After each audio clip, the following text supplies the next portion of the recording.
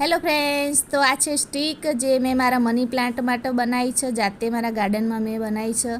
તો આને મેં કઈ રીતે બનાવી છે, કેવી રીતે બનાવી, ચાલો તમને બતાવી દઉં કે આને બનાવવાની કેવી રીતે. ચાલો શરૂ કરીએ. તો સૌથી પહેલાં લઈશું એક સ્ટ્રીક યાની કે કોઈ પણ લાકડી, અને લઈશું નારિયેળના છોલટા, જે એને છે ને તમે છૂટા કરી લીધા છે. આખા નારિયેળના છોલટા નહીં બાંધવાના, આવી રીતે છૂટા કરી લેવાના, એકદમ ખુલ્લા એમને એકદમ રૂ જેવા, મતલબ જાળીદાર બનાવી દેવાના.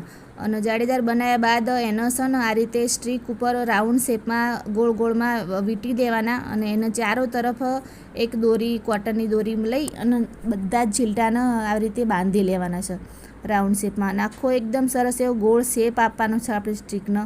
તો આ રીતે કે સરસ એવું છૂટું ના પડે એના માટે તમારે ફરીવાર કોટનની દોરી એક લેવાની, અને એની ચારો તરફ એક દોરી આખી રાઉન્ડ શેપમાં બાંધી લેવાની, જેથી આપણી સ્ટ્રીક એવી તૈયાર થઈ જશે. Happy gardening.